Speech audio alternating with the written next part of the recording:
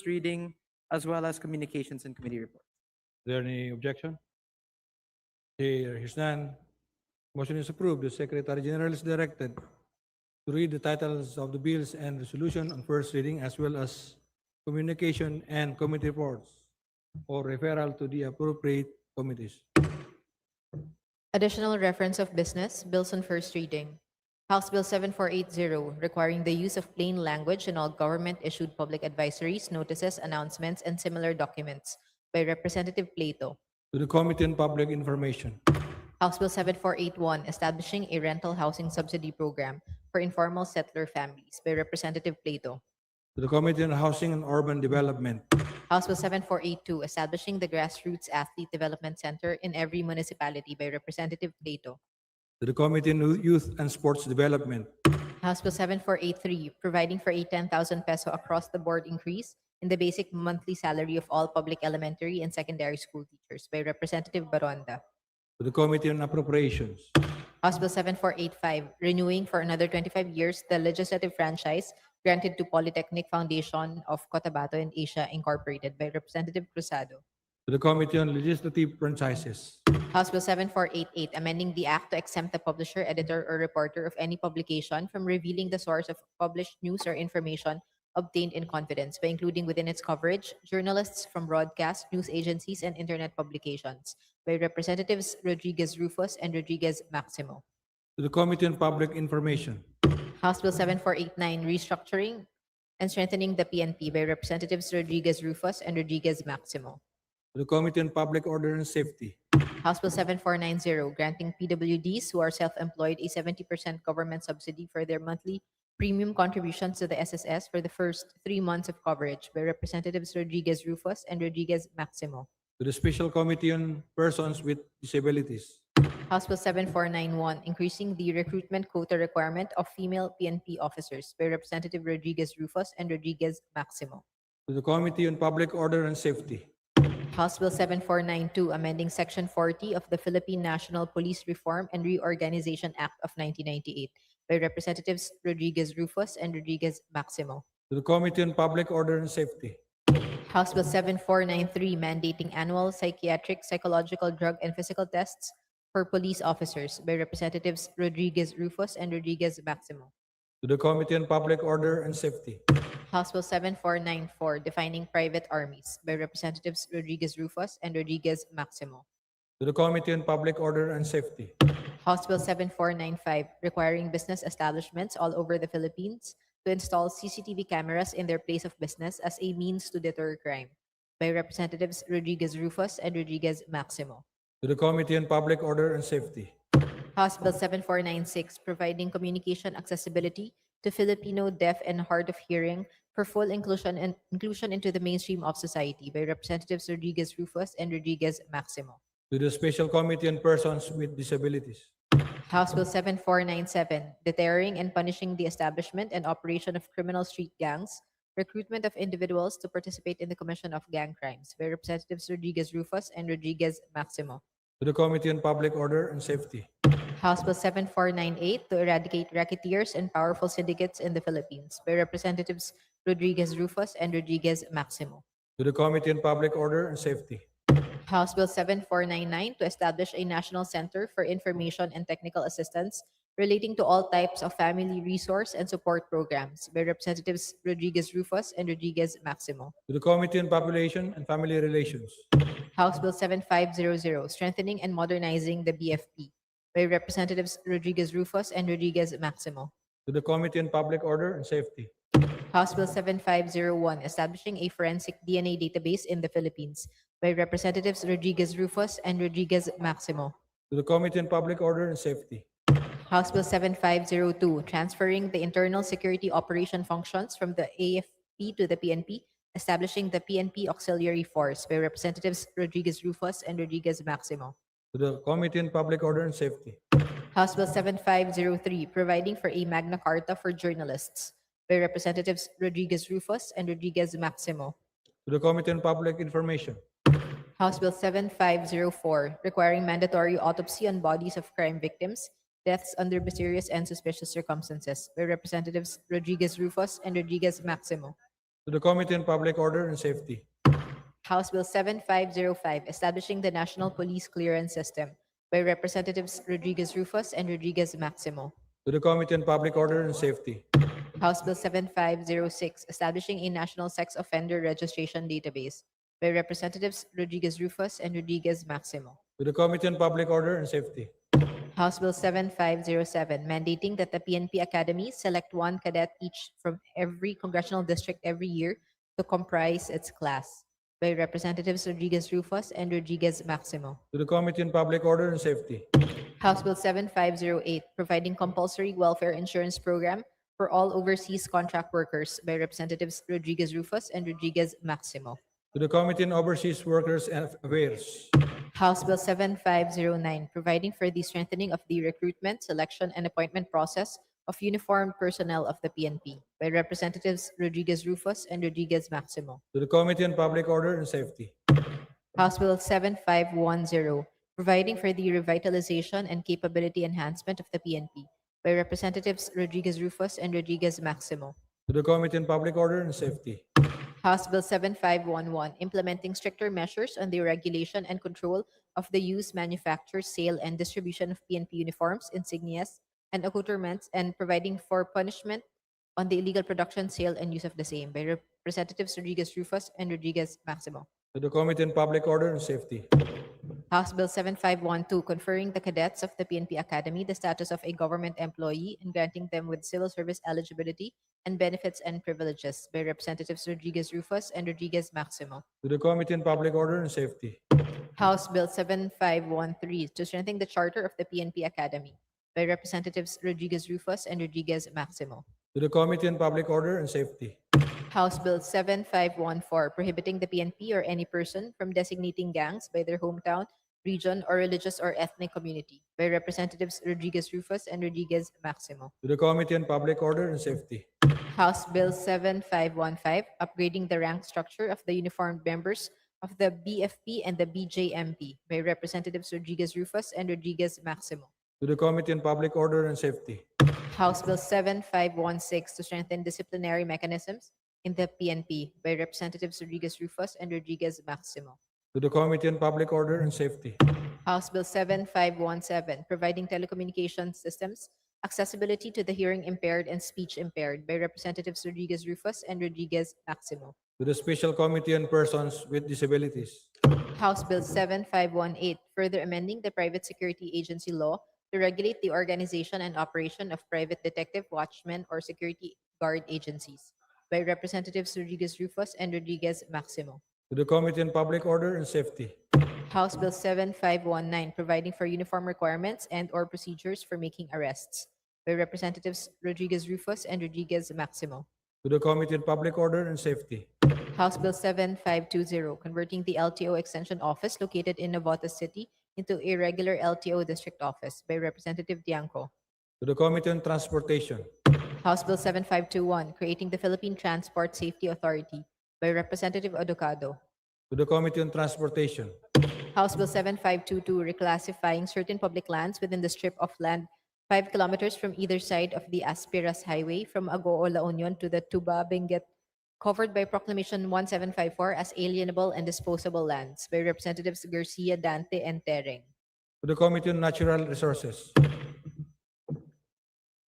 Resolutions, House Resolution 705, urging the Subcommittee on Sustainable Development Goals to adopt a continuous process in the evaluation, approval, and endorsement of PCB SDG funds for pre-approved programs, activities, and projects submitted within the fiscal year by Representatives Alba, Veloso Tuazon, Galang, and Montes. to the Committee on Sustainable Development Goals, House Resolution 706, urging the DepDev, DPWH, and DENR to integrate nature-based solutions in the conceptualization and planning of the infrastructure program by Representatives Alba, Veloso Tuazon, Galang, and Montes. to the Committee on Sustainable Development Goals, House Resolution 707, urging the DILG to mandate all LGUs to integrate nature-based solutions in the conceptualization and planning of infrastructure program, especially with regard to flood control, as part of the country's commitment to the 17 Sustainable Development Goals by Representatives Alba, Veloso Tuazon, Galang, and Montes. to the Committee on Sustainable Development Goals, House Resolution 708, directing the appropriate committees of the House of Representatives to conduct an urgent investigation into the recent maritime tragedies in the waters of Basilan, Davao, and Scarborough Shoal by Representative Nazal. to the Committee on Rules, House Resolution 709, congratulating and commending Ayon Nicolai Chua for graduating magna cum laude with highest honors from Harvard University and for bringing honor and pride to the Filipino people by Representative Olivares. to the Committee on Higher and Technical Education, House Resolution 710, expressing the profound sympathy and sincere condolences of the House on the demise of former Representative Emilio de la Rosa Espinosa Jr. of Masbate by Representative Olivares. to the Committee on Rules, House Resolution 711, expressing the deep sympathy and condolences of the House on the passing of James B. Jimenez, former spokesperson and director for of the COMELEC, and honoring his exemplary service to democracy and public service by Representative Olivares. to the Committee on Rules, House Resolution 712, urging the Committee on Youth and Sports Development to conduct an investigation to the alleged mismanagement, administrative bullying, abuse of power, and conflicts of interest within the Philippine Fencing Association relative to the selection and treatment of national athletes during the 33rd Southeast Asian Games and other related incidents by Representative Gomez. to the Committee on Rules, Message from the Senate, message dated January 28, 2026, informing the House of Representatives that on January 26, 2026, the Senate designated Senator Legarda as chairperson, Senators Zubiri, Pangilinan, Cayetano, Alon Peter, and Padilla as members to the Philippine Congress Bangsamoro Parliamentary Forum. to the Committee on Rules, Communication report dated January 29, 2026 of the Honorable Secretary General, House of Representatives, on enrolled copies of Senate Bill 1483 and House Bill 6429 on extending the term of the Second Congressional Commission on Education EDCOM 2 Act, which were returned to the Senate on even date and to be transmitted to the Office of the President for His Excellency's consideration and signature pursuant to Section 18H, Rule 6 of the Provisional Rules of the House. Committee reports, Committee Report numbers 84 and 85, submitted by the Committee on Tourism and House Resolution numbers 394 and 420. Committee Report numbers 86, 87, 88, 89, 90, 91, 92, 93, 94, 95, 96, and 97, submitted by the Committee on Local Government and House Resolution 720, House Bill numbers 7550, 142, 7554, 761, 762, 7555, 1510, 1538, 1539, 2902, 1903, respectively.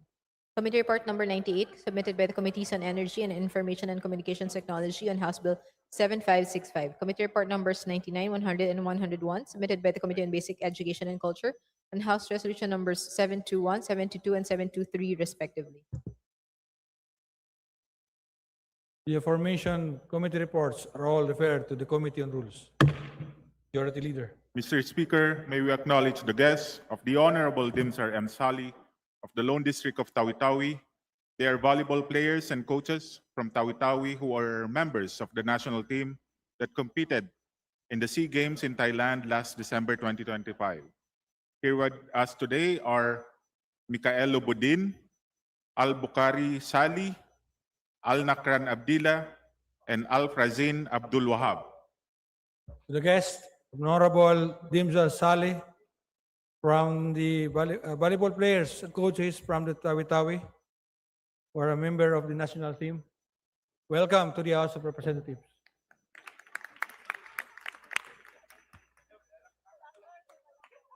Majority Leader. Mr. Speaker, may we also recognize the guests of Honorable Steve Chongbian Solon from the Lone District of Sarangani. They are visitors from Sarangani Province, and they are our Municipal Local Youth Development Officers. And they are the following: Ms. Sheila S. Manokay, Mr. Jovencio L. Sentilas Jr., Mr. Patrick P. Dancel, and Ms. Hapsa U. Andona, Mr. Speaker. To the guest, Honorable Steve Chongbian Solon of the Lone District of Sarangani, the Municipal Local Youth Development Officers from the Sarangani Province. Welcome to the House of Representatives.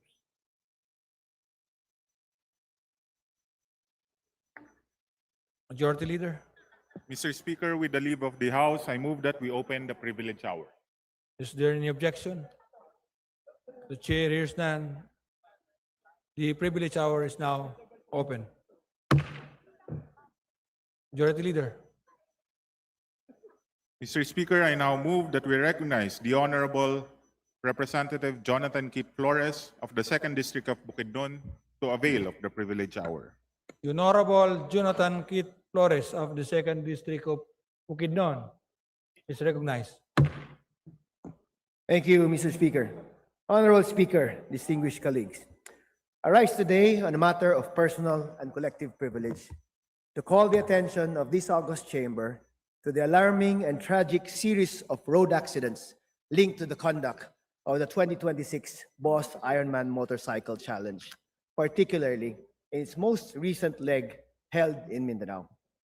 The Boss Ironman Motorcycle Challenge was promoted as a 1,200-kilometer endurance event to be completed within 24 hours. More than 1,000 big bike riders participated in the January 31 to February 1, 2026 event, which covered at least 1,200 kilometers across key areas in Mindanao, including Cotabato City, Lanao del Norte, Zamboanga del Norte, Misamis Occidental, Cagayan de Oro City, Bukidnon, and Davao. However, what was promoted as a test of endurance has, in reality, turned public roads into corridors of danger where speed took precedence over safety. And unsuspecting motorists, pedestrians, and ordinary citizens paid the cost. Notably, numerous reports from affected communities and local authorities describe reckless and dangerous practices by some participants, including speeding through towns and densely populated areas, blinding incoming motorists with high beams and auxiliary lights, rampant counterflowing on public roads, and blatant disregard of traffic signals and basic road safety rules. Honorable Speaker, these actions did not merely inconvenience the public. These actions resulted in real injuries, real trauma, and real loss of life. The consequences of the recent Boss Ironman Motorcycle Challenge have been devastating for communities along its route. Among the reported incidents, the injury of a senior citizen farmer from Dagumbaan, Talakag, Bukidnon, a collision involving a tricycle in Digo City, Davao del Sur, a motorcycle lost control and veered into a residential area in Kauswagan, Bacolod, Lanao del Norte, an injured participant in Kapatagan, Lanao del Sur, a motorcycle that overshot a curve in Barangay Lower Landing, Dumingag, Zamboanga del Sur, a collision involving a bus inside a tunnel in Puicong, Lanao del Sur, and the reported death of a 46-year-old rider in Kibawi, Bukidnon, following a collision with a tricycle. Initial reports indicate the rider sustained severe traumatic injuries, including a massive neck hematoma. The tricycle driver and passengers reportedly did not suffer serious injuries except a 12-year-old girl who dislocated her foot. If this is not tragic enough, the Land Transportation Office further reported that one of the collisions claimed the life of a 7-year-old child, an innocent victim whose life was cut short on public roads meant to be safe. These incidents are in addition to many other unreported accidents, near misses, and serious public disturbances along the race route. What makes these accidents particularly alarming is that they did not occur in isolated or controlled environments. They happened on public roads. Our roads are meant to serve farmers bringing goods to the market, workers going to their jobs, children to school, and families simply going about their daily lives. These are not racetracks. These are lifelines of our communities. It also bears recalling, Honorable Speaker, that during the 2024 hearing of the House Committee on Transportation, the president of the BMW Owners Society of Safety Riders, BOSS, Mr. Joseph Tan, publicly issued an apology and stated that the board was strongly contemplating the suspension of the endurance challenge. This followed data from the PNP Highway Patrol Group, which showed that 25 road crashes incidents were recorded during the Luzon and Mindanao legs in 2024. As a result, 20 participants and 19 non-participants were injured, while 3 non-participants lost their lives. Given these facts, we must now ask, what became of these assurances? How was this event allowed to proceed under the same high-risk format despite a clear and troubling history? As a big bike rider myself, I understand the passion, discipline, and sense of brotherhood that events like the Boss Ironman Motorcycle Challenge inspire. But passion must never come at the expense of public safety. The right to recreation can never outweigh the right of innocent citizens to be safe on their own roads. No event, no matter how prestigious, should place ordinary citizens in harm's way. We must demand accountability and transparency from the organizers of this event and pursue decisive reform. It is a call to re-examine whether events such as the Boss Ironman Challenge should be allowed to proceed in their current format, particularly in open public roads, and under what conditions they may be conducted without endangering the public. Above all, we owe it to the victims and their families to ensure that their suffering was not in vain. We must act decisively, responsibly, and without delay so that no life is ever again lost to the preventable recklessness on our own roads. Thank you, Honorable Speaker. Mr. Speaker. Thank you, Honorable Flores. Majority Leader. Mr. Speaker, I now move that we recognize the Honorable Ramon Gutierrez of One Rider Party List for his interpellation. The Honorable Gutierrez is recognized. Mr. Speaker, maraming salamat po. Would the gentleman from Bukidnon be open, would yield to some interpellation po? I would gladly answer the questions of my distinguished colleague, Raj. Thank you very much, Mr. Speaker, and thank you, dear colleague. Naintindihan ko po kung saan po kayo nanggagaling as a fellow rider.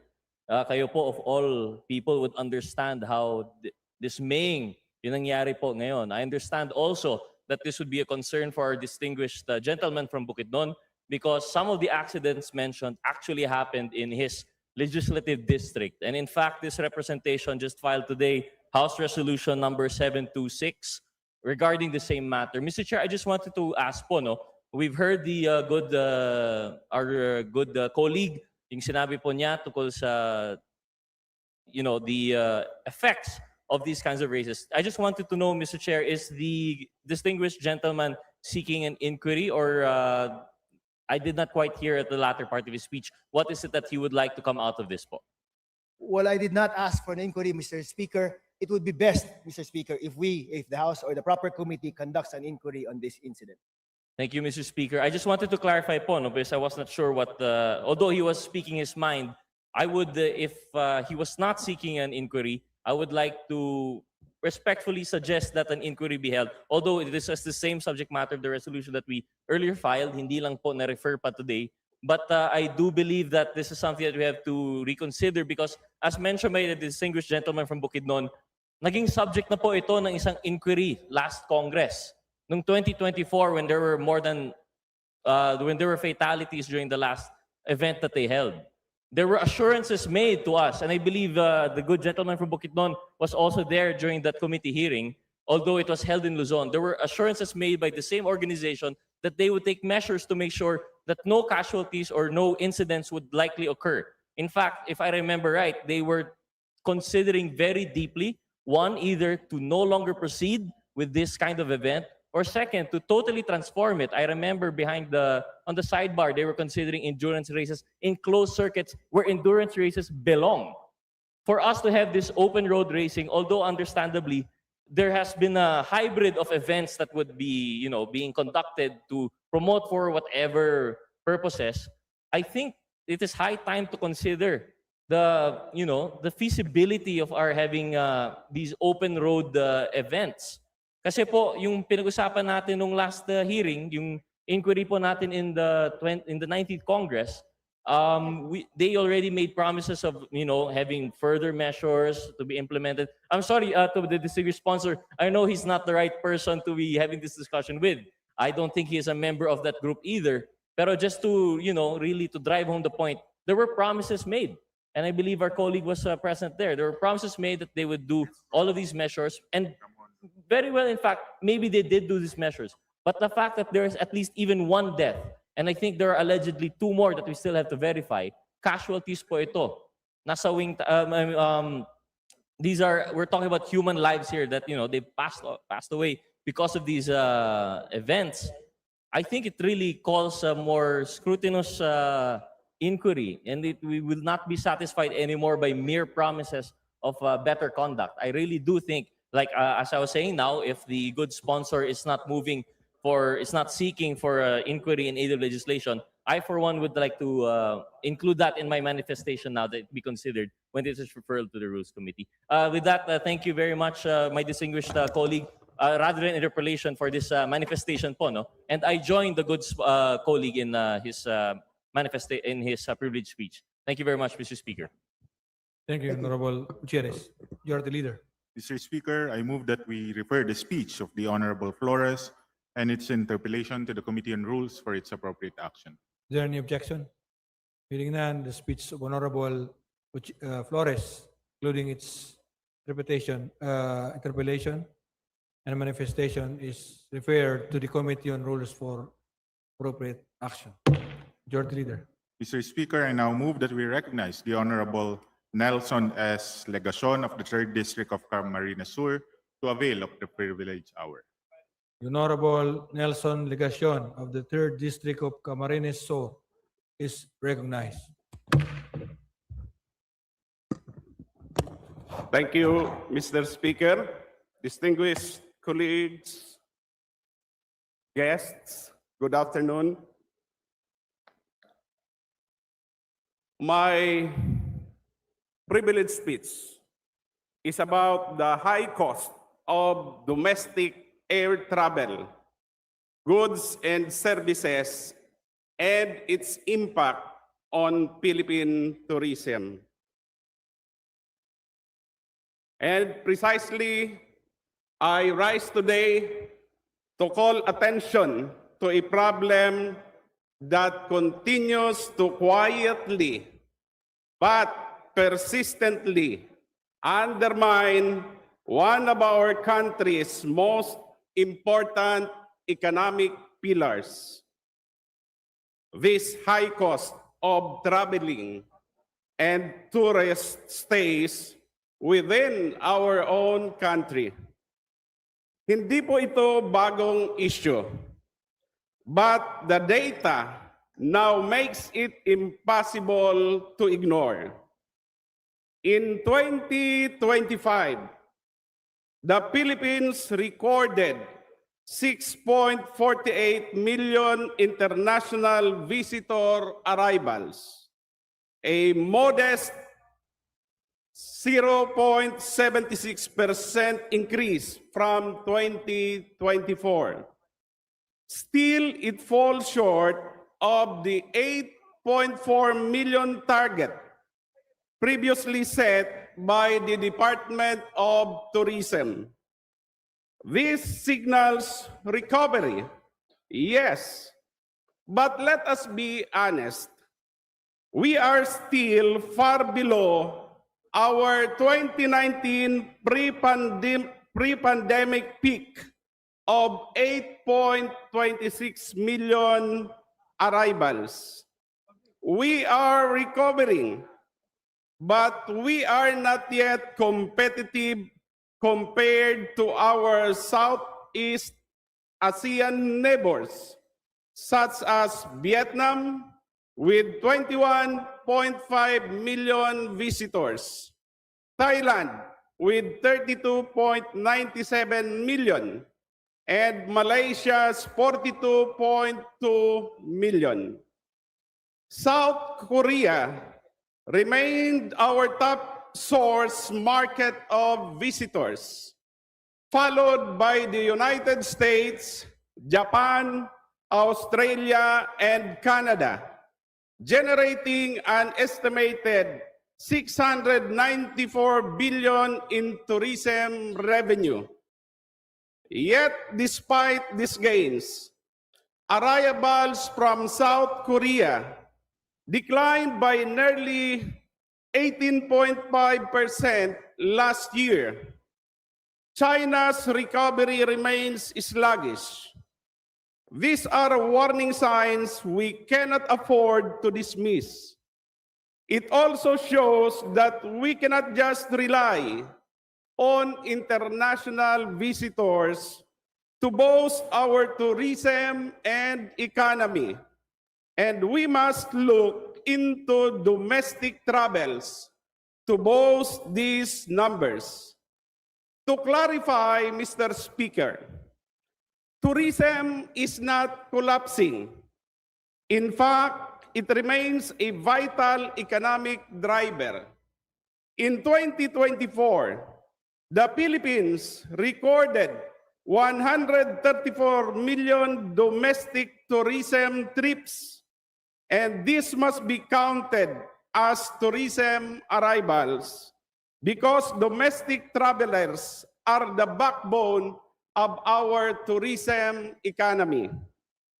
Ngunit ang ating mga domestic tourists din mismo ang pinakadirektang tinatamaan ng mataas na presyo ng domestic travel dito sa bansa.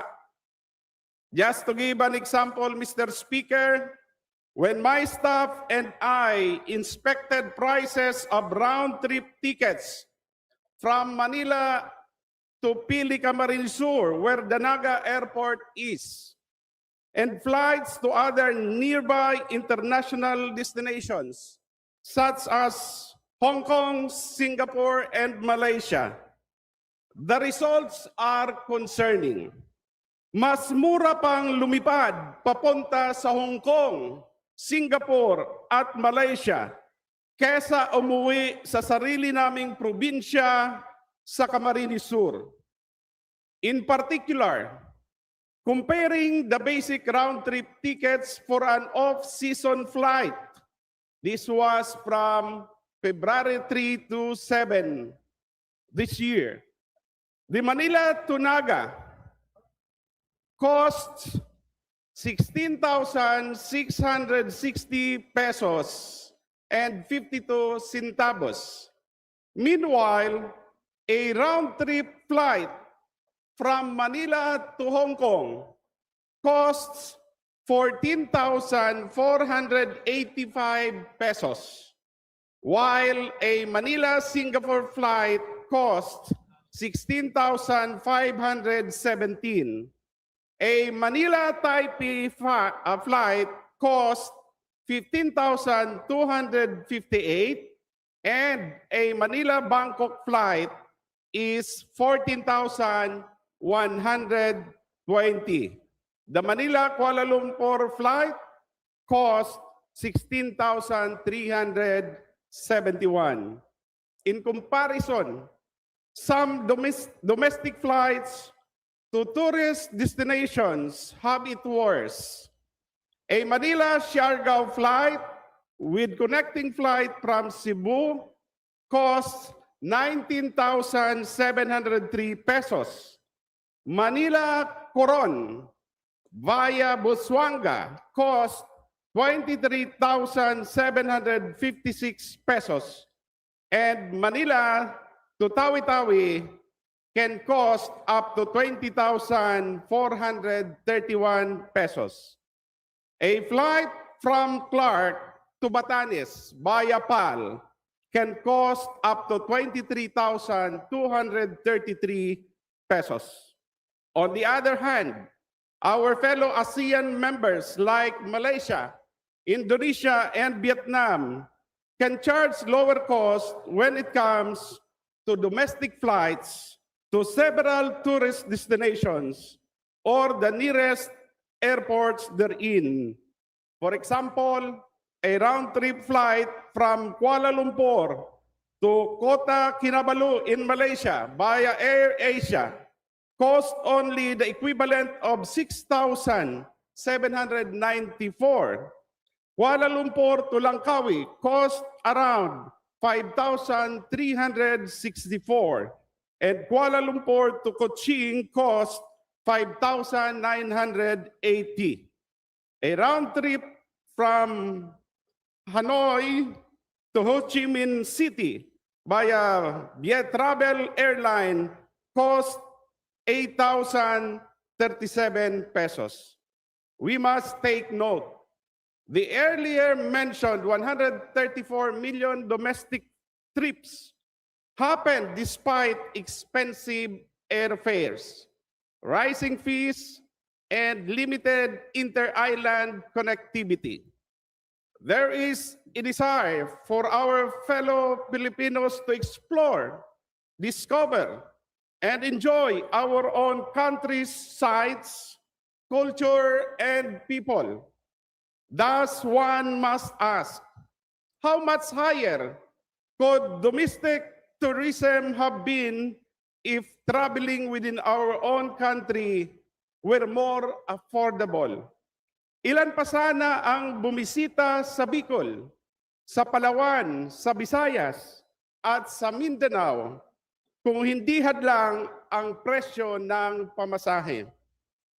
When travel within the Philippines becomes expensive, Filipino families either travel less, shorten their trips, or skip destinations altogether. For instance, a week's stay in popular tourist spots like Siargao can cost up to 10,000 pesos per head.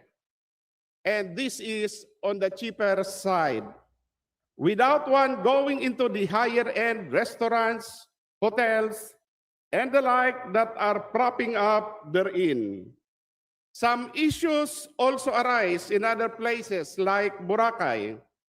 Tourists complain as well about hidden charges like environmental fees, port fees, hotel fees, the value-added tax, to name a few.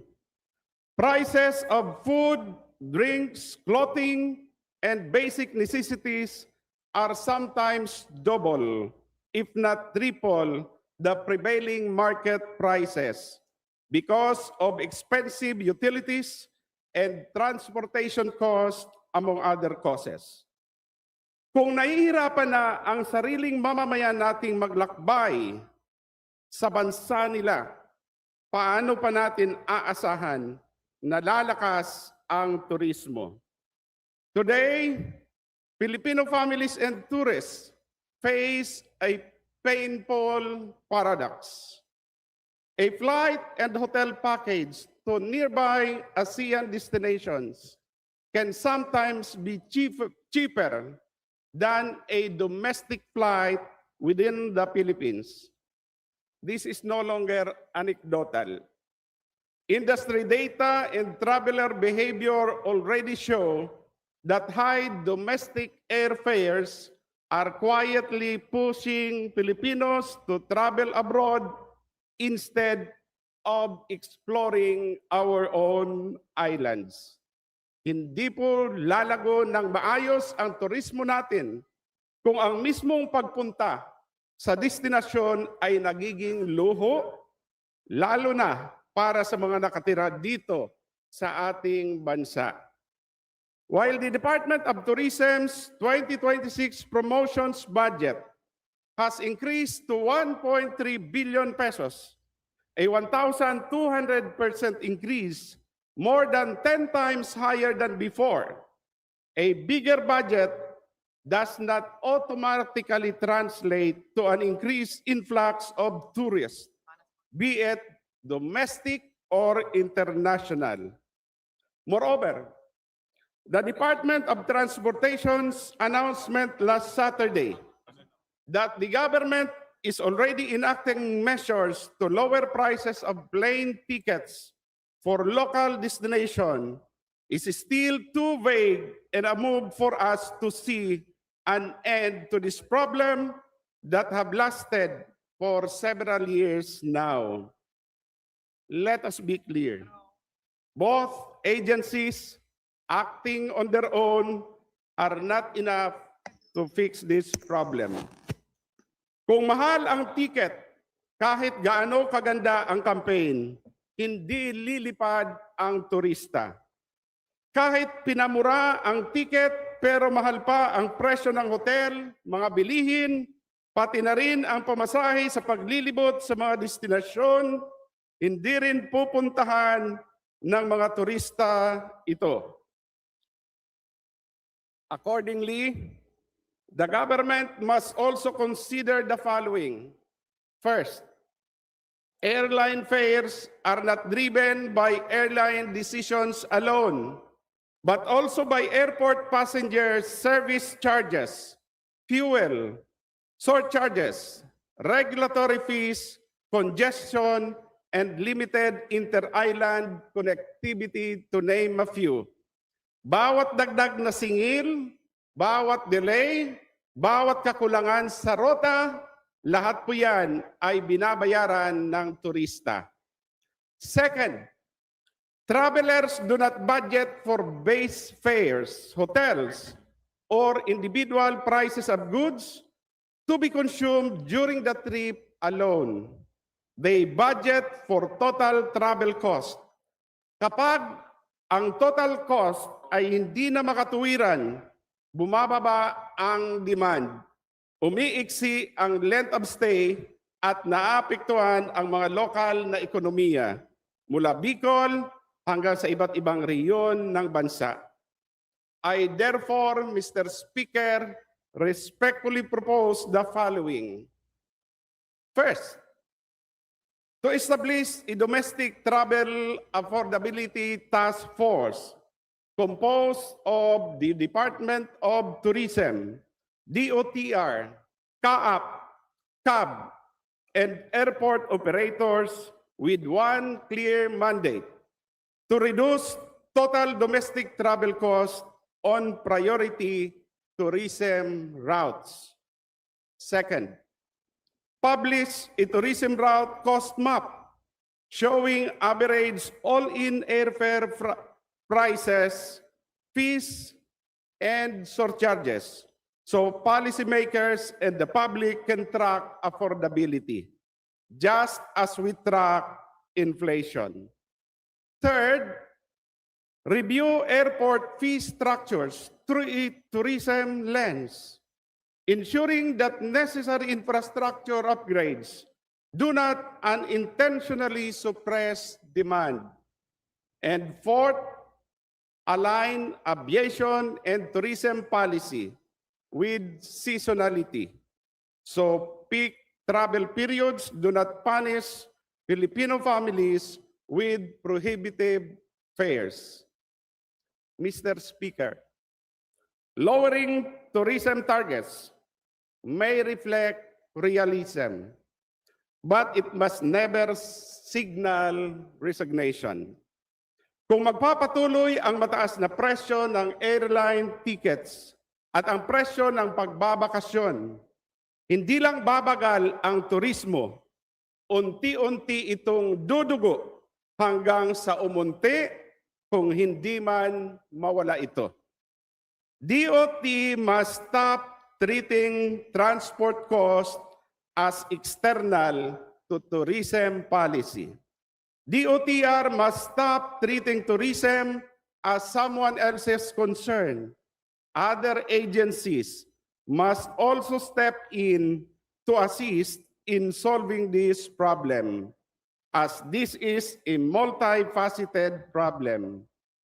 Tourism is not just about destinations, it is about access. At sa isang bansang archipelago tulad ng Pilipinas, ang access ay nagsisimula sa presyo ng ticket. Maraming salamat po, Mr. Speaker. Thank you, Honorable Legacion. Majority Leader. Mr. Speaker, I move that we refer the speech of the Honorable Legacion to the Committee on Rules for its appropriate action. Is there any objection?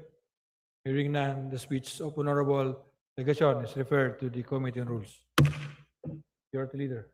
Mr. Speaker, I move that we recognize the Honorable Representative Sara Elago of Gabriela Party List to avail of the privilege hour. The Honorable Sara Ilago of the Gabriela Party List is recognized. Mr. Speaker, I rise this afternoon on a matter of urgent national and international importance. 1 month has passed since the United States launched an unprovoked military attack against the sovereign nation of Venezuela, an act of brazen aggression that we must condemn without reservation. I echo and amplify the powerful statement issued by the ASEAN Parliamentarians for Human Rights and I call upon the members of this chamber to stand firmly on the side of sovereignty, international law, and the rights of oppressed peoples everywhere. The reports are clear and chilling, Mr. Speaker. A unilateral military build-up in the Caribbean, aerial strikes on Venezuelan cities, and the illegal capture of President Nicolas Maduro. But we must focus with particular outrage on the illegal capture of Celia Flores, who is not merely the First Lady. She is also a sitting member of the Venezuelan National Assembly. This is not just an attack on a family. It is a direct assault on a nation's parliament, on the very institution of representation. That is, to kidnap a legislator is to spit on the principle of parliamentary immunity and the democratic will that each member embodies. It sets a horrific precedent that should alarm every lawmaker in this room, in every nation that values its own legislative independence from foreign dictates. The APHR correctly identifies and denounces this action as an unlawful act of aggression and state kidnapping, a violent external imposition of political outcomes. This violation of Venezuela's sovereignty is a dagger pointed at the heart of the United Nations Charter and all norms of peaceful coexistence. But beyond this geopolitical intervention, Mr. Speaker, we must also see the human cost, borne disproportionately by the most vulnerable. The aerial bombardments and military intervention have a gendered and generational face.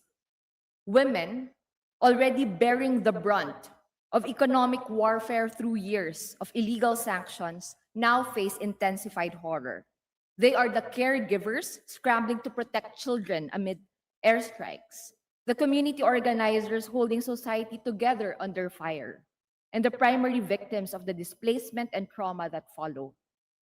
The kidnapping of Celia Flores, a woman leader, sends a misogynistic message of intimidation to all women in politics who dare to defy imperialist designs. The statement from the APHR, Mr. Speaker, also rightly connects this aggression to the plunder of Venezuela's vast oil reserves. This is the core of the matter, a fossil-fueled imperialism that places profit above people and the planet. While the world suffers a climate crisis exacerbated by such fuels, this US action seeks to control them through brute force.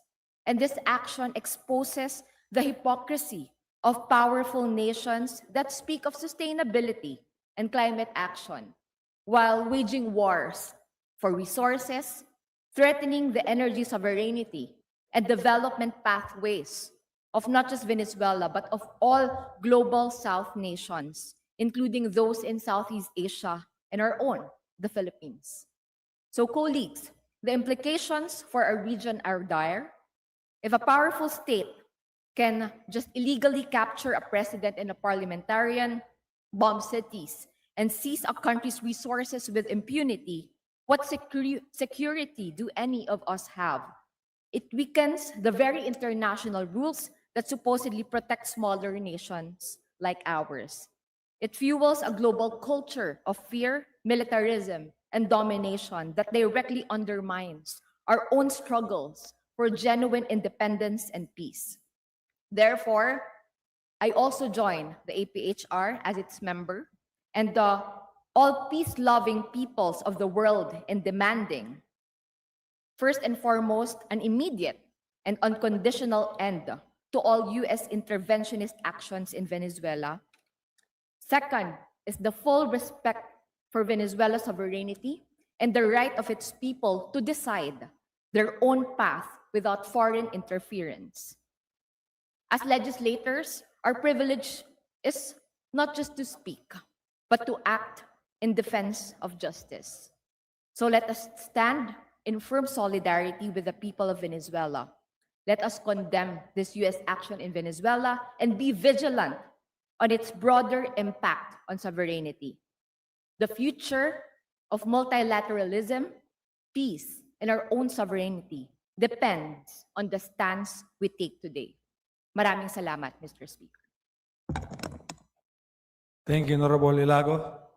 Majority Leader. Mr. Speaker, I move that we refer the speech of the Honorable Elago to the Committee on Rules for its appropriate action. Is there any objection?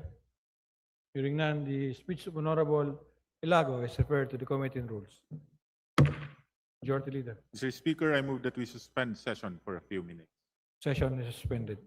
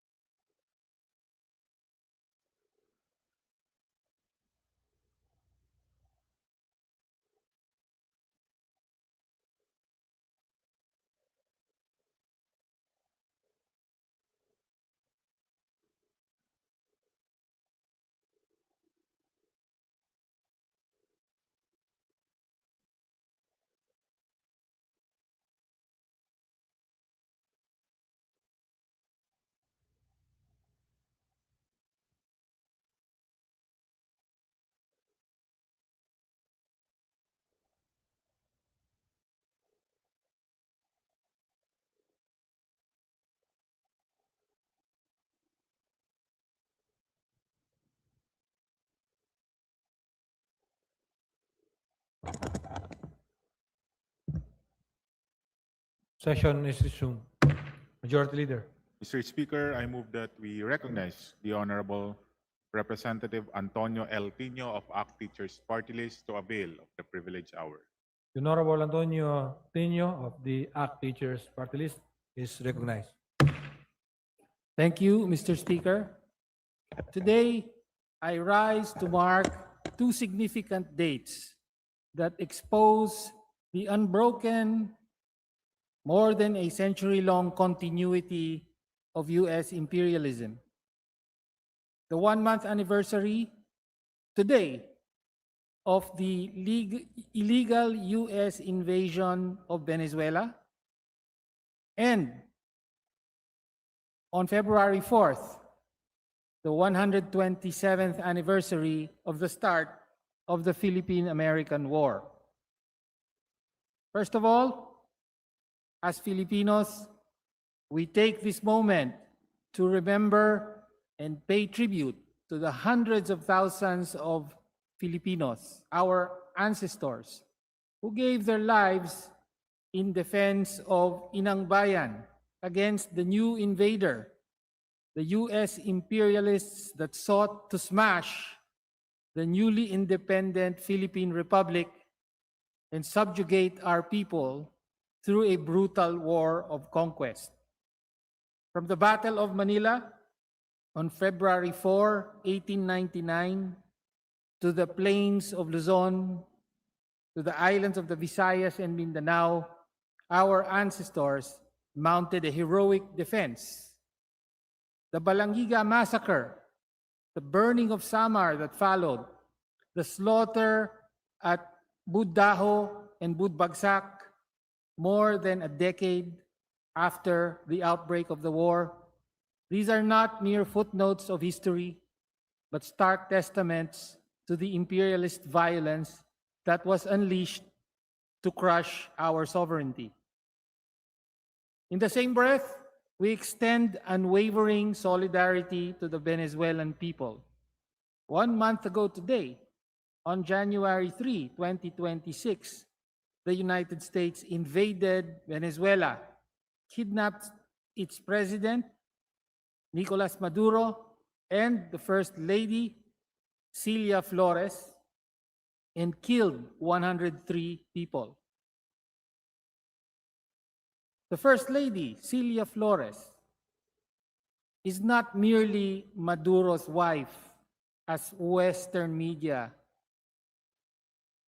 popularly refers to her, but she is a sitting parliamentarian with parliamentary immunity, the former president of the National Assembly of Venezuela, and a veteran politician in her own right. Therefore, her kidnapping, along with the president of Venezuela, adds to the list of crimes against international law that were perpetrated by the United States.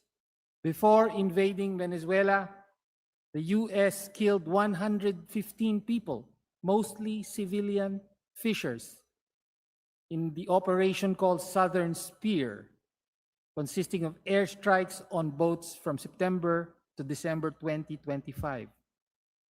Human Rights Watch called these extrajudicial killings without arrests, with no trials, summary executions by airstrike, justified by so-called counter-narcotics. The U.S. aggression and the kidnapping of Maduro and Flores, justified by fabricated narco-terrorism claims, represents a brazen violation of the UN Charter, international law, and Venezuela's sovereignty. Nevertheless, the Venezuelan people resist. Interim President Delcy Rodriguez continues to lead the government and enjoys the widespread support of the Venezuelan people. Meanwhile, the US-backed opposition leader, Maria Corina Machado, debased herself by giving President Trump her Nobel Peace Prize, thanking him for invading her own country. This reveals who truly represents Venezuelan sovereignty versus those who serve Washington. We support the call of the Venezuelan government and people for the immediate return of President Maduro and Member of Parliament Celia Flores to Venezuela. An end to the economic sanctions and blockade that cause untold hardship to the Venezuelan people, respect for national sovereignty as enshrined in international law, and an end to the unilateral warmongering and aggression of the United States against Venezuela, Cuba, Iran, Palestine, Latin America, and the rest of the world. The pattern is clear. From 1899, marking the onset of the US as an imperial power on the world stage, to 2026, as the US desperately seeks to maintain its superpower status in the face of an emerging multipolar world order, the US has used deception, brute force, and blatant violation of sovereignty to impose its global hegemony. The US invaded and conquered the Philippines to control its resources and exploit its strategic position as the gateway to the Pacific from Asia. President Trump has brazenly declared that the US invaded Venezuela to seize control of its oil reserves, to hand it over to US corporations, and to enforce a new Monroe Doctrine, where the US arrogates unto itself the right to use military force anywhere in Latin America to protect US national interests. Consequently, Trump's presidency, his pronouncements and actions have thoroughly unmasked and exposed any US claim to leadership on the world stage. Canadian Prime Minister Mark Carney recently admitted at Davos the story of the international rules-based order, he says, was partially false, mired in hypocrisy where the strongest would exempt themselves when convenient and international law applied with varying rigor depending on the identity of the accused. In short, even the once closest allies of the United States cannot but admit that the so-called rules-based international order espoused by the United States and its allies, including the Philippines, the government of the Philippines, is nothing more than a US rules-based hegemony. Rules-based order means rules Washington makes for others while exempting itself. This is precisely why the US avoids using the term international law, preferring rules, because it considers itself to be above international law. As such, we can now declare that in the Philippine context, all those in government, in academia, social media, or in public discourse in general, all those Filipinos who insist on parroting the term rules-based international order, all of you, you are now exposed as shills and apologists of US imperialism. The same goes for the use of terms such as Indo-Pacific and First Island Chain. These are now exposed not as neutral terms, but as linguistic constructs meant to promote US hegemonic interests and justify US intervention in our part of the world.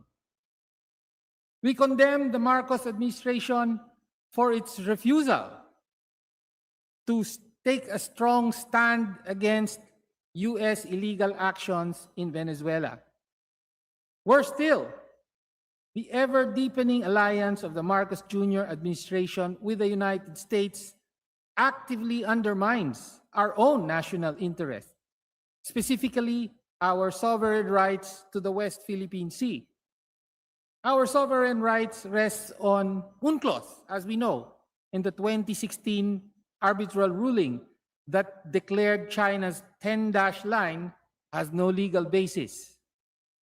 Yet, the United States, our principal ally, is the #1 violator of international law, truly the most rogue of rogue states.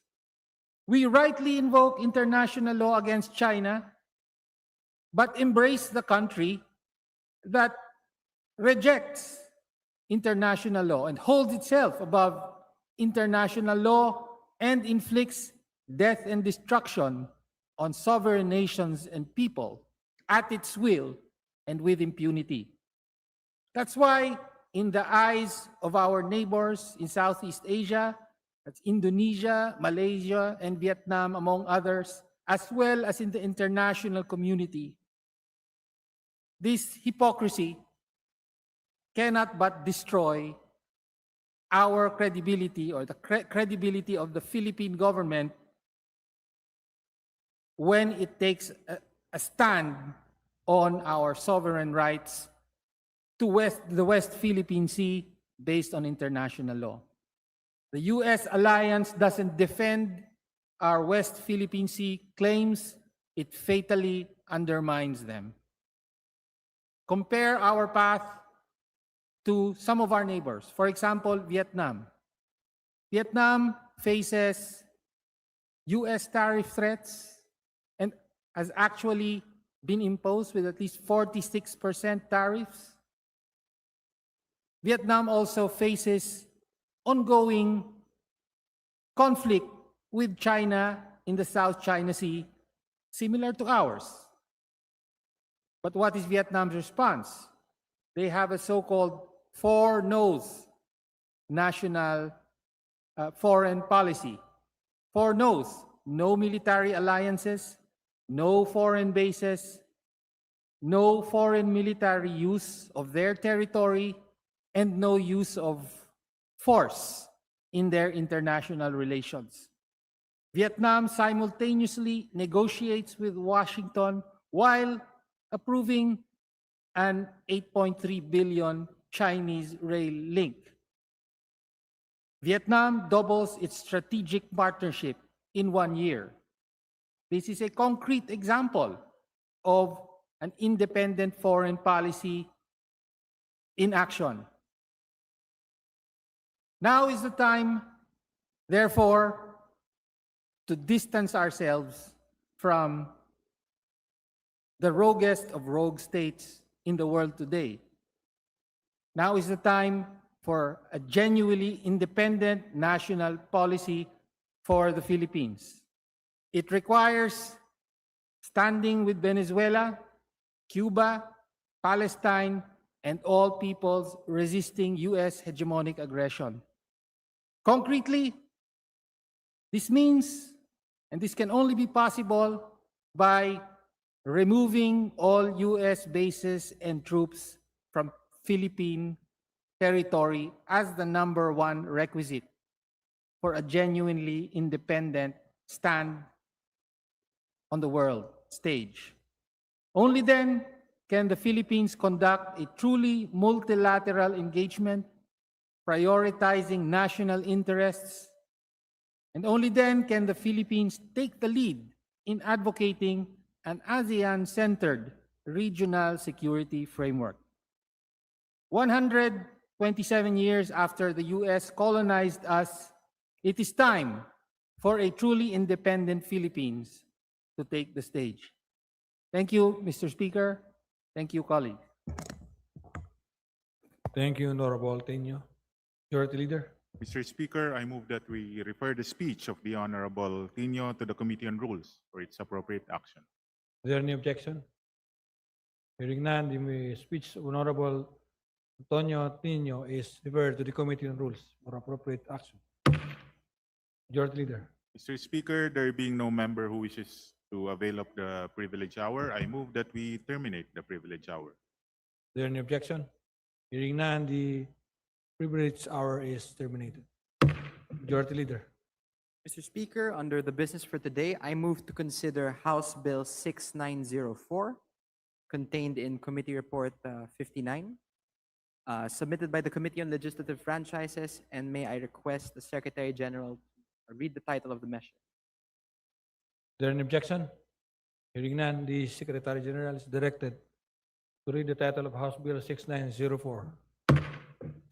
House Bill 6904, an act granting the Exodus Broadcasting Company, Inc. a franchise to construct, install, establish, operate, and maintain radio and television stations in the Philippines. Majority Leader. Mr. Speaker, I move that we open the period of sponsorship and debate. Is there any objection? Hearing none, the period of sponsorship and debate is now open. Majority Leader. I move that we recognize Representative Jeffrey P. Ferrer from the 4th District of Negros Occidental to sponsor the measure. The gentleman from the 4th District of Negros Occidental, Honorable Jeffrey Ferrer, is now recognized. Sponsor Thank the you. measure. Thank you, Mr. Speaker. Your Honor, Mr. Speaker, and distinguished members of this august chamber.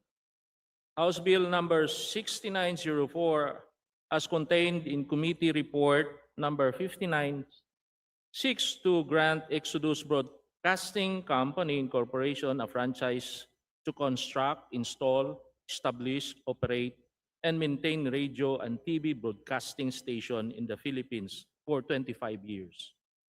I would like to inform the honorable members of this chamber that this measure has undergone committee deliberation.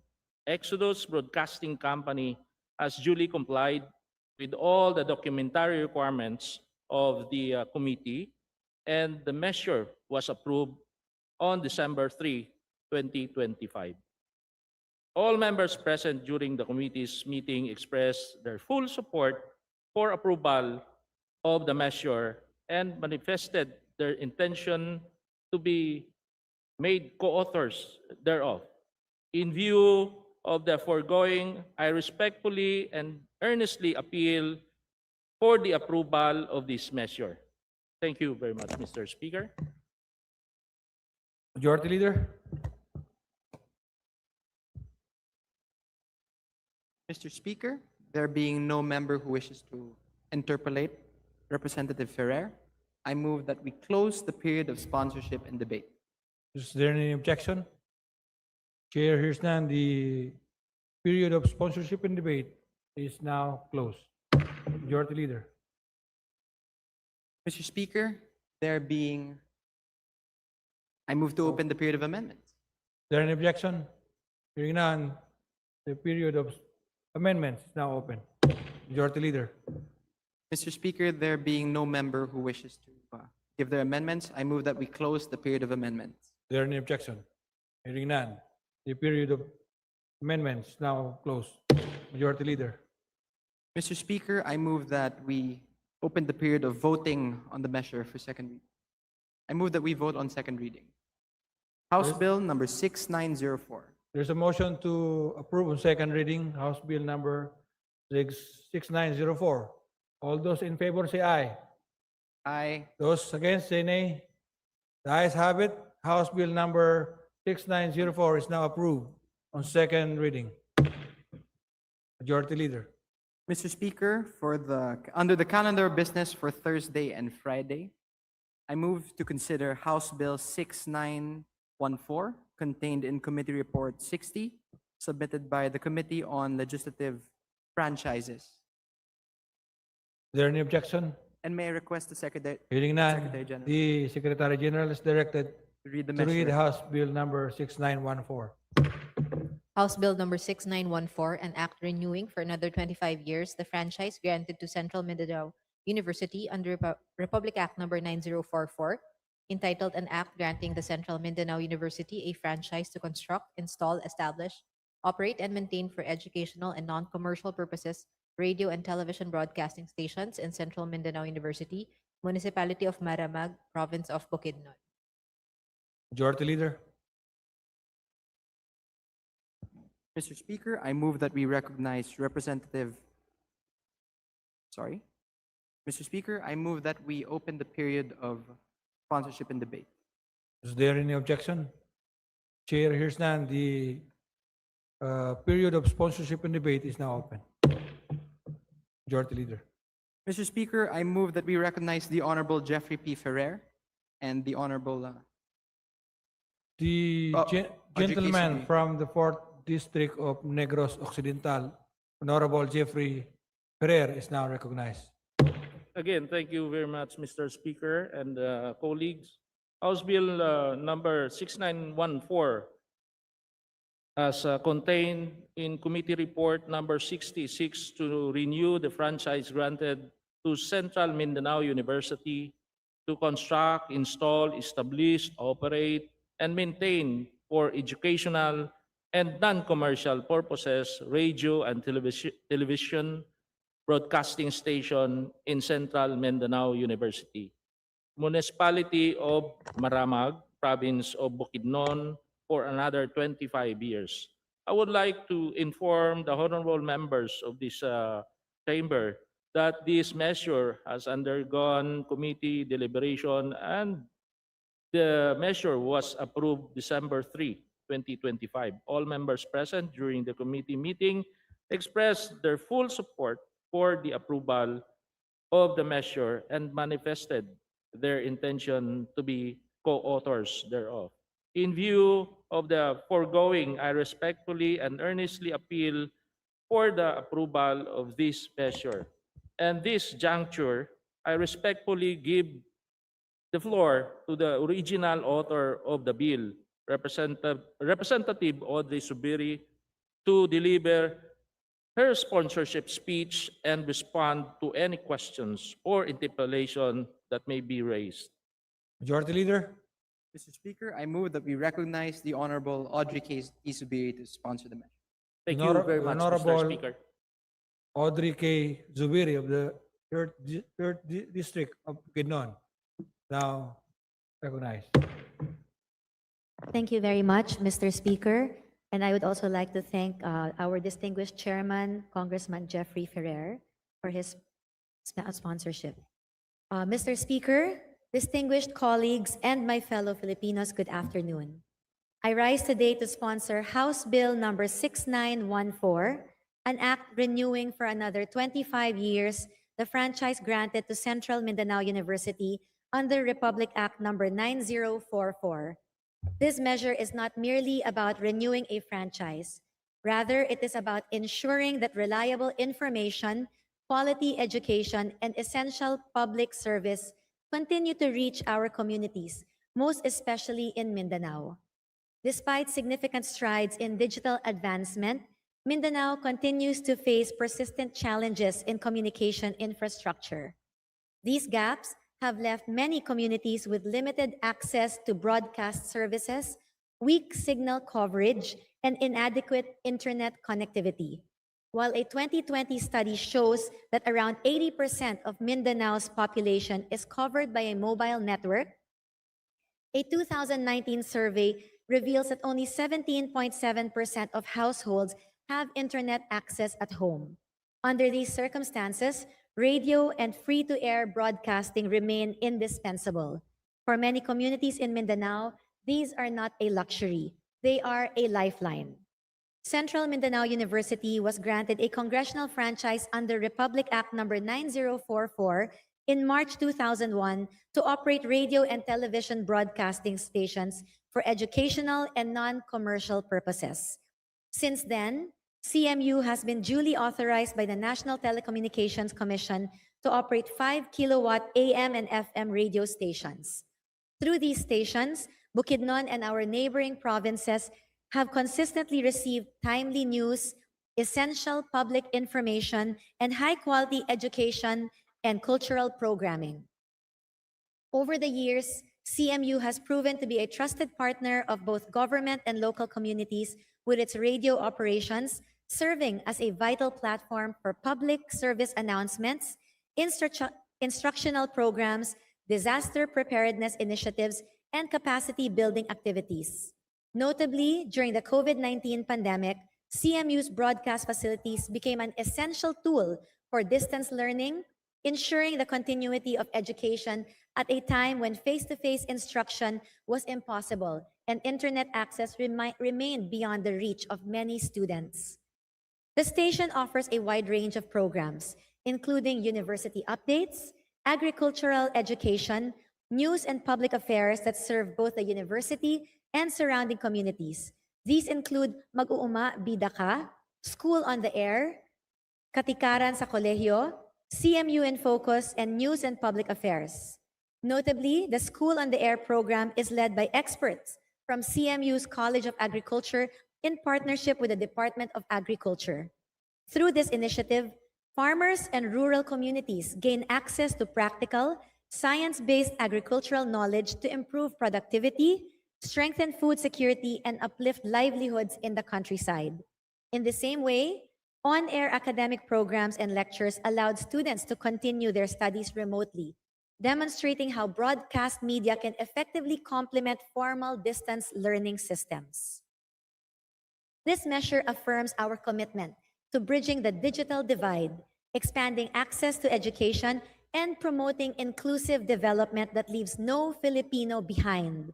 It not only benefits farmers and rural communities, but also supports students of the university who are able to participate in virtual on-air classes without the need for internet connectivity, an approach that proved especially vital during the pandemic and remains relevant in times of crisis and disaster. Mr. Speaker, knowledge empowers citizens, strengthens communities, and fuels inclusive growth. Renewing the franchise of Central Mindanao University ensures that this knowledge continues to reach even the most remote and underserved areas of our country, regardless of circumstances. In view of this, I respectfully and earnestly seek the support of my distinguished colleagues for the immediate passage of House Bill number 6914. Mr. Speaker, I am now ready to take any questions on House Bill number 6914 from my colleagues. Thank you very much. Majority Leader. Mr. Speaker, there being no members who wish to interpolate, I move that we close the period of sponsorship and debate. Is there any objection?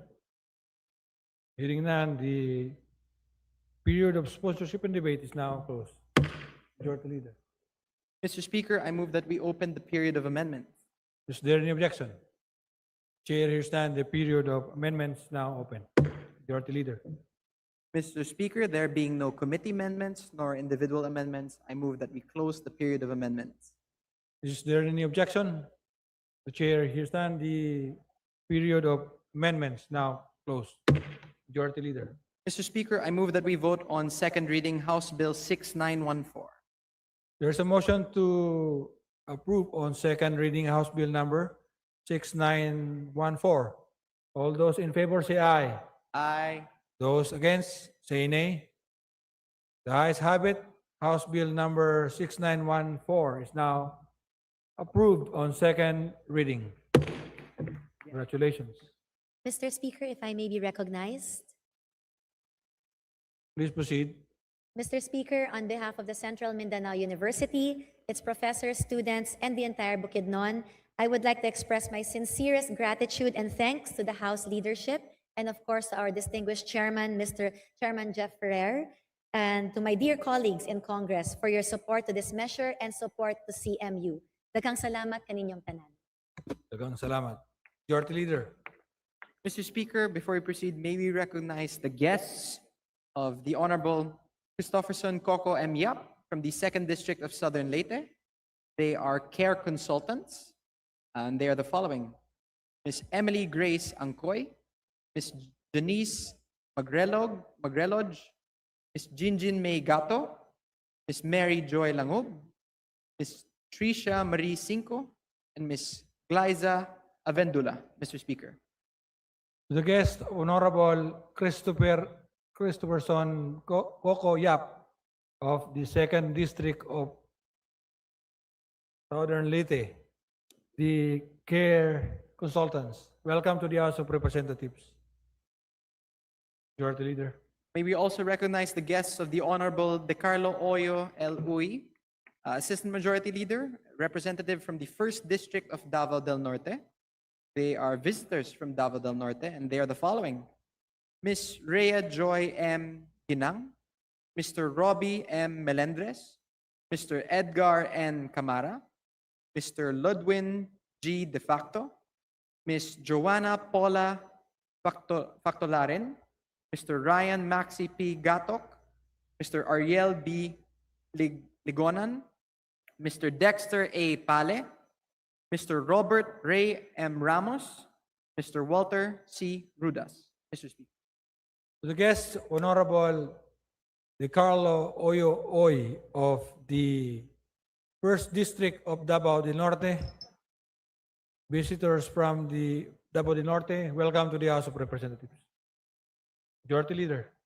Mr. Speaker, in accordance with our rules converting inquiries in aid of legislation, I move to refer the following House resolutions to the appropriate committees. House Resolution 602 to the Committee on Overseas Workers Affairs. House Resolution 603 to the Committee on Good Government and Public Accountability. House Resolution 604 to the Committee on Public Accounts. House Resolution 636 to the Committee on Ways and Means. House Resolution 638 to the Committee on Public Accounts.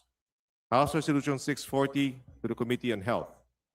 House Resolution 641 to the Committee on Women and Gender Equality. House Resolution 642 to the Committee on Legislative Franchises. House Resolution 643 to the Committee on Energy. House Resolution 645 to the Committee on Agriculture and Food. House Resolution 651 to the Committee on Labor and Employment. House Resolution 655 to the Committee on Indigenous Cultural Communities and Indigenous Peoples. House Resolution 666 to the Committee on Senior Citizens. House Resolution 674 to the Committee on Agriculture and Food. Is there any objection? The chair hears none. The formation House resolution is referred to the said committees. Majority Leader. Mr. Speaker, pursuant to our rules governing inquiries in aid of legislation, I move to refer the following speeches to the appropriate committees. The speech of Representative Ko to the Committee on Energy. The speech of Representative Romulo to the Committee on Basic Education and Culture and Higher and Technical Education. The speech of Representative Asidre to the Committee on Basic Education and Culture and Higher and Technical Education. The speech of Representative Mendoza to the Committee on Veterans Affairs and Welfare. The speech of Representative Abante to the Committee on Basic Education and Culture. The speech of Representative Villanueva to the Committee on Basic Education and Culture. The speech of Representative Ferrer to the Committee on Ethics and Privileges. The speech of Representative Daza to the Committee on Appropriations. The speech of Representative San Fernando to the Committee on Labor and Employment.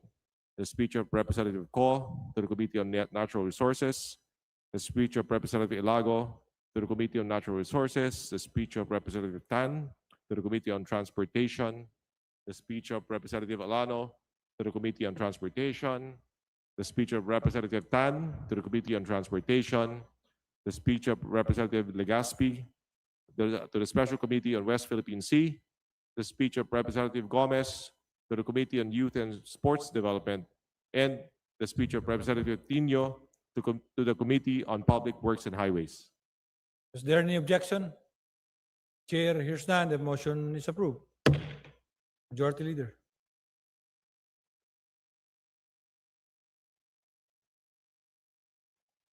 Mr. Speaker, I move for the change of referral of the following measures. House Bill numbers 1260 and 3741 from the Committee on Civil Service and Professional Regulation to the Committees on Civil Service and Professional Regulation and Health. House Resolution number 310 from the Committee on Agriculture and Food to the Committee on Good Government and Public Accountability. House Bill number 7432 from the Committee on Appropriations to the Committee on Civil Service and Professional Regulation. Is there any objection?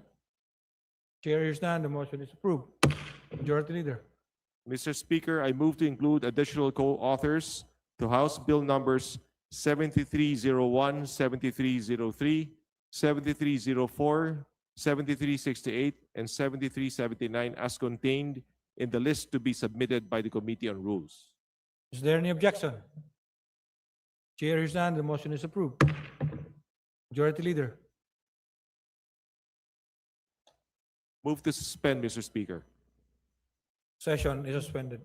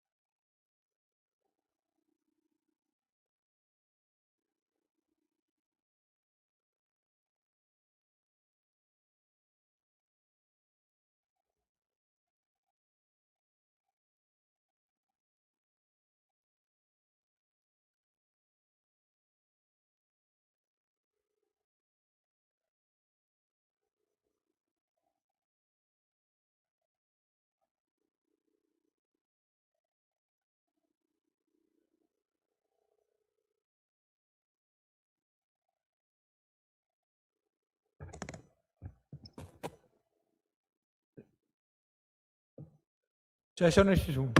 Majority Leader. Mr. Speaker, may we again recognize the guests of the Honorable DiCarlo Oyo L.Uy from, so these are government officials from Barangay Mankilam, Tagum City, and they are the following. Honorable Marlon O. Rio, Honorable Rogelio B. Bautista, Honorable Prozail L. Ferido, Honorable Arnel A. Garcia, Honorable Michael L. Compasivo, Honorable Christian C. Mahinay, Ms. Ellen E. Sortes, Ms. Ann Jess J. Del Rosario, Mr. Charlie D. Reyes Jr., Ms. Alona C. Butay, Ms. Erica Lalaine A. Amper, and Ms. Alma B. Torremocha.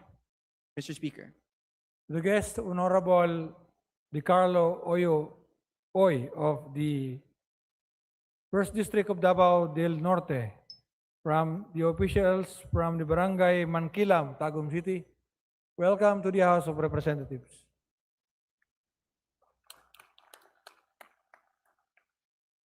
Majority Leader. Mr. Speaker, I move to consider House Bill number 6676 and may request the Secretary General to read the title of the bill and thereafter call the roll for nominal voting. Is there any objection? Chair hears none. The Secretary General is directed to read the title of House Bill 6676, thereafter call the roll for nominal voting. House Bill number 6676, an act establishing a national policy framework for the development, utilization, and commercialization of energy storage systems. Roll call of members in consideration on third reading of House Bill number 6676.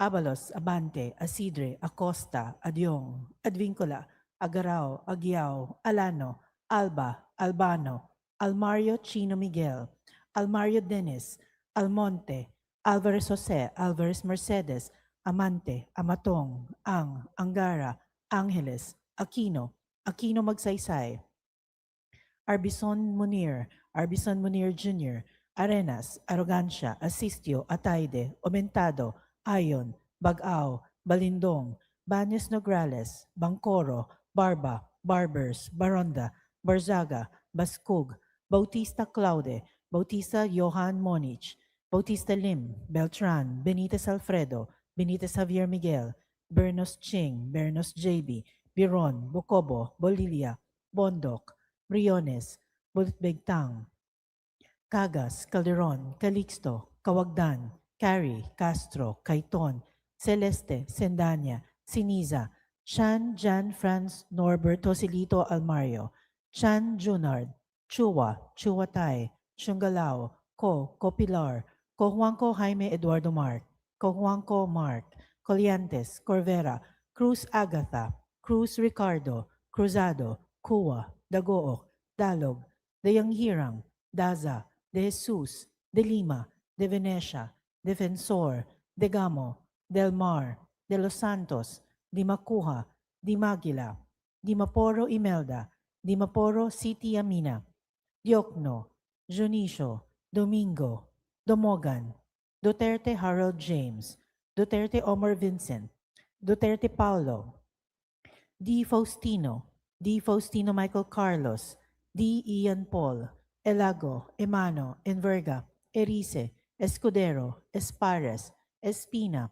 Estrella, Ferrer Antonio, Ferrer Jeffrey, Flores, Fortes, Frasco, Fresnedi, Fuentebella, Galang, Galeos, Garbin, Garcia Albert, Garcia Dante, Garcia Jose Arturo, Garcia Karen Hope, Garcia Maria Angela, Guardiola, Garin, Gatchalian, Gato, Glepa, Gomez, Gonzalez Alexandria, Gonzalez Eliza Micaela, Gonzalez Christopher Sheen, Gonzalez Roy, Goriseta, Gico, Gintu, Gulias, Gutierrez, Hernandez Charis Ann, Hernandez Dennis, Hernandez Ferdinand, Hernandez Ramil, Hofer Hasim, Horibata, Ismula, EY, Javier, Ko Antonio, Ko Elisa, Ko Wilton, Kong Hun, Ko, Labad-Labad, Lacson,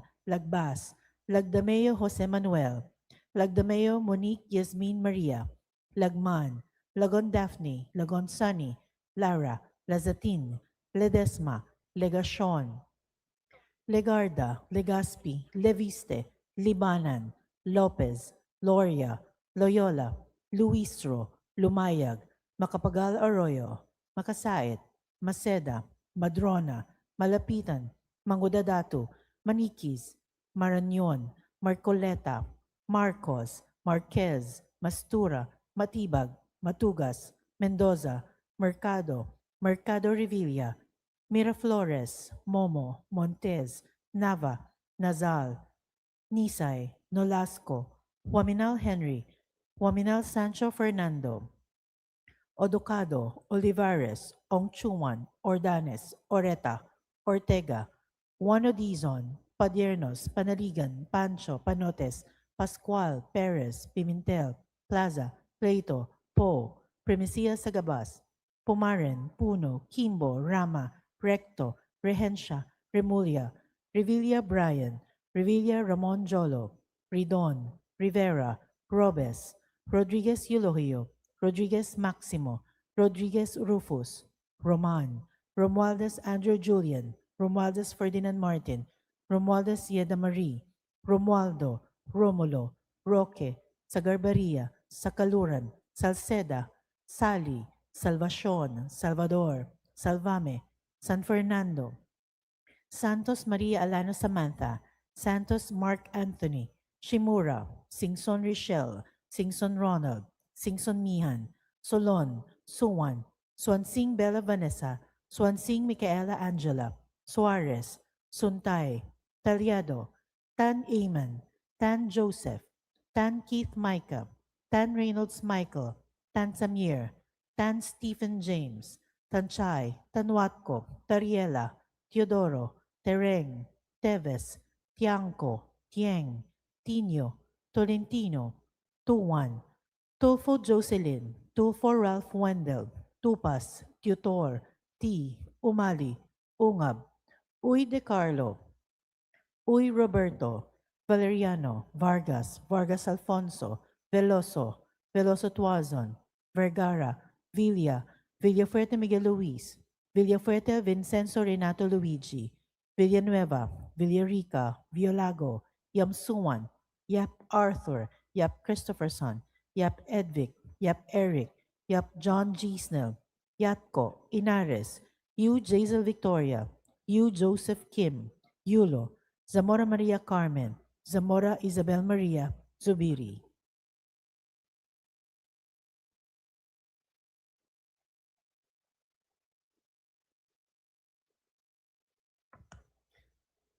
Second call of members in consideration on third reading of House Bill number 6676. Abalos, Abante, Adyong, Almario Dennis, Alvarez Mercedes, Angara, Arbison Munir, Arenas, Asistio, Aumentado, Bagao, Banyas Nograles, Barzaga, Bascug, Benitez Alfredo, Biron, Bocobo, Bolilia, Bondo, Calixto, Cari, Sendanya, Chua, Corvera, Cruz Ricardo, Daza, De Venecia, Defensor, Degamo, De Los Santos Alfred C., Di Macuja, Dionisio, Domingo, Duterte Harold James, Duterte Omar Vincent, Duterte Paulo, D. Faustino Michael Carlos, D. Ian Paul, Frasco, Fresnedi, Fuentebella, Garcia Albert, Garcia Jose Arturo, Garcia Karen Hope, Garcia Maria Angela, Garin, Gatchalian, Go, Gomez, Gonzalez Christopher Sheen, Gulias, Hernandez Dennis, Hofer Rasim, Horibata, Ko, Lagdameo Monique Yasmin Maria, Lazatin, Ledesma, Ligarda, Liviste, Loria, Macapagal Arroyo, Makasait, Maceda, Malapitan, Dadatu, Marañon, Marcoleta, Marquez, Mastura, Mercado Revilla, Miraflores, Montes, Waminal Henry, Waminal Sancho Fernando, Odocado, Ongchuan, Oreta, Owano Dizon, Panotes, Perez, Plaza, Puno, Kimbo, Rama, Rehencia, Remulla, Revilla Brian, Revillo Ramon Jolo, Romualdez Andrew Julian, Romualdez Ferdinand Martin, Romualdez Yeda Marie, Salceda, Salvacion, Salvador, Santos Mark Anthony, Singson Richelle, Swansea Micaela Angela, Suntay, Tan Eamon T, Tan Keith Micah, Tan Reynolds Michael, Tan Samir, Tan Stephen James, Tieng, Tolentino, Tulfo Jocelyn, Tulfo Ralph Wendell, Tutor, T. Ungab, Vergara, Villaforte Vincenzo Renato Luigi, Villanueva, Villago, Yap Christopherson, Yap Edvic, Yap John G. Snell, Yatko, Inares, Yu Jazel Victoria, Zamora Maria Carmen.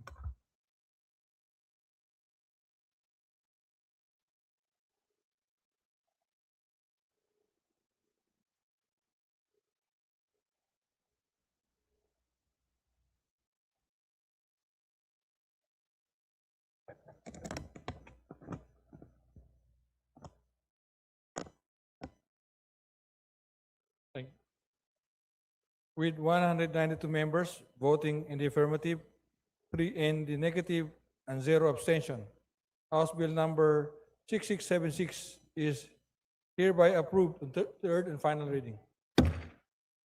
Majority Leader. May we recognize the guests of the Honorable Munir and Arbison Jr., Deputy Majority Leader.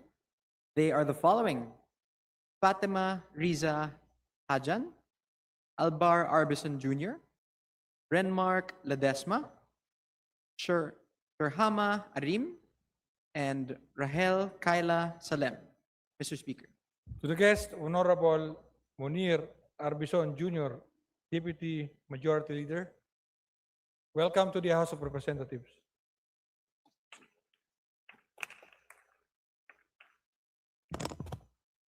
Majority Leader. May we also recognize the guests of the Honorable Cielo Cristel B. Lagman from the 1st District of Albay, and they are the following: Edgar A. Ayohan, Marian B. Bataler, Janet B. Biron, Irene Z. Casquejo, Marla C.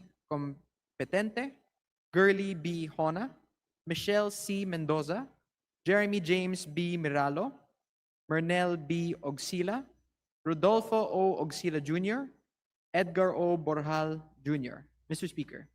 To the guest of Honorable Cielo Cristel Lagman of the 1st District of Albay. Welcome to the House of Representatives. Majority Leader. Mr. Speaker, I move that we consider House Bill number 7239 and may request the Secretary General to read the title of the bill and thereafter call the roll for nominal voting. Is there any objection? Chair hears none.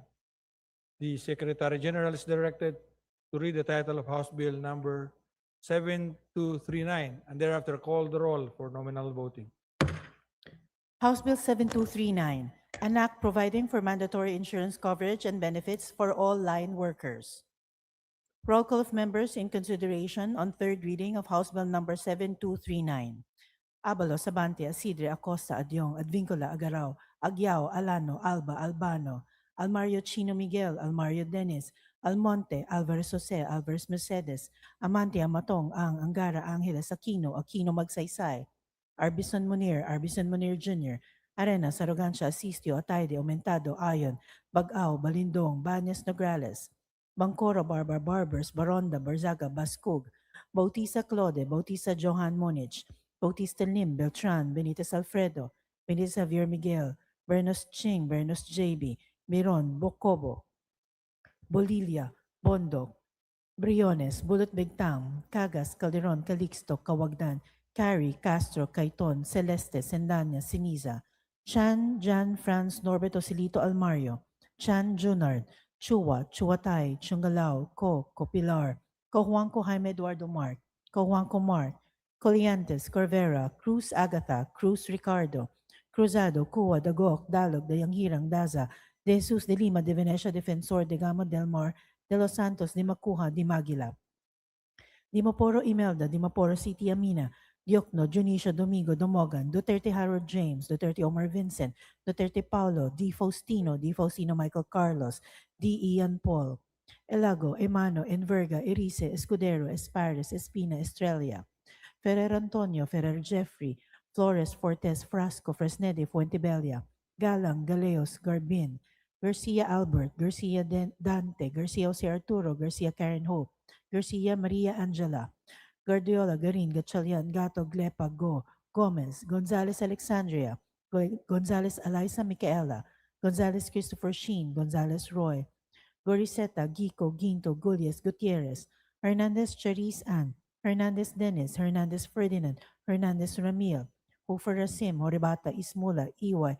Javier, Ko Antonio, Ko Elisa, Ko Wilton, Kong Hun, Ko, Labad-Labad, Lacson, Lagbas, Lagdameo Jose Manuel, Lagdameo Monique Yasmin Maria, Lagman, Lagon Daphne, Lagon Sunny, Lara, Lazatin, Ledesma, Legacion, Legarda, Legaspi, Leviste, Libanan, Lopez, Loria, Loyola, Luistro, Lumayag, Macapagal Arroyo, Makasait, Maceda, Madrona, Malapitan, Mangudadato, Maniquis, Marañon, Marcoleta, Marcos, Marquez, Mastura, Matibag, Matugas, Mendoza, Mercado, Mercado Revilla, Miraflores, Momo, Montes, Nava, Nazal, Nisay, Nolasco, Waminal Henry, Waminal Sancho Fernando, Oducado, Olivares, Ongchuan, Ordanes, Oreta, Ortega, Juano Dizon, Padiernos, Panaligan, Pancho, Panotes, Pascual, Perez, Pimentel, Plaza, Plato, Po, Primicia Sagabas, Pomaren, Puno, Kimbo, Rama, Rector, Rehencia, Rimulya, Revilla Brian, Revilla Ramon Jolo, Ridon, Rivera, Robes, Rodriguez Eulogio, Rodriguez Maximo, Rodriguez Rufus, Roman, Romualdez Andrew Julian, Romualdez Ferdinand Martin, Romualdez Yeda Marie, Romualdo, Romulo, Roque, Sagarbaria, Sacaluran, Salceda, Sally, Salvacion, Salvador, Salvames, San Fernando, Santos Maria, Alana Samantha, Santos Mark Anthony, Shimura, Singson Rochelle, Singson Ronald, Singson Mihan, Solon, Suan, Swansing Bella Vanessa, Swansing Michaela Angela, Suarez, Suntay, Talyado, Tan Eamon, Tan Joseph, Tan Keith Micah, Tan Reynolds Michael, Tan Samir, Tan Stephen James, Tan Chai, Tan Watco, Tariela, Tudoro, Tereng, Teves, Tiangco, Tieng, Tino, Tolentino, Tuan, Tulfo Jocelyn, Tulfo Ralph Wendell, Tupas, Tutor, T. Umali, Ungab, Uy De Carlo, Uy Roberto, Valeriano, Vargas, Vargas Alfonso, Veloso, Veloso Tuazon, Vergara, Villa, Villafuerte Miguel Luis, Villafuerte Vincenzo, Renato Luigi, Villanueva, Villarica, Violago, Yam Suwan, Yap Arthur, Yap Christopherson, Yap Edvic, Yap Eric, Yap John G. Snell, Yatko, Inares, Yu Jazel Victoria, Yu Joseph Kim, Yulo, Zamora Maria Carmen, Zamora Isabel Maria Zubiri.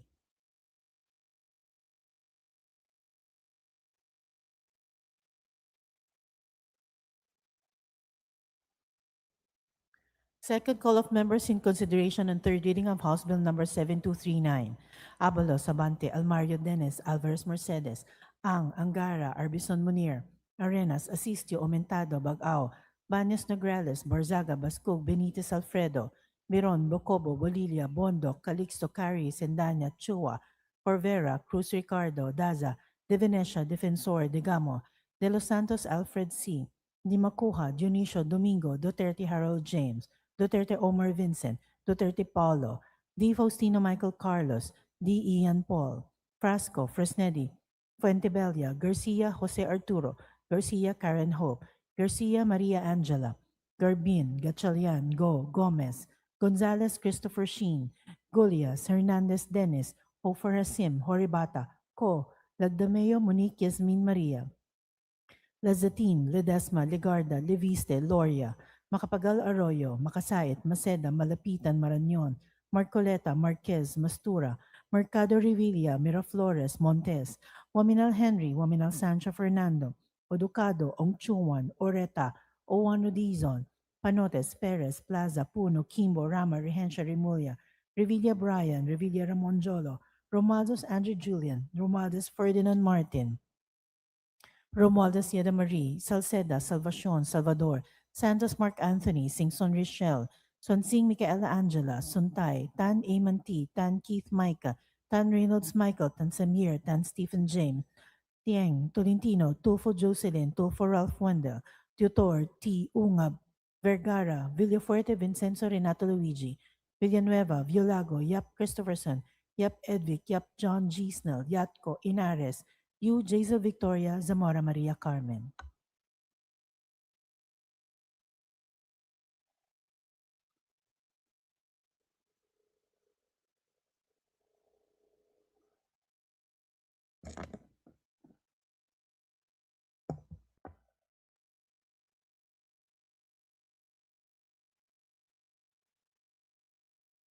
With 197 members voting in the affirmative, 0 in the negative, and 0 abstention, House Bill number 7239 is hereby approved on third and final reading. Majority Leader.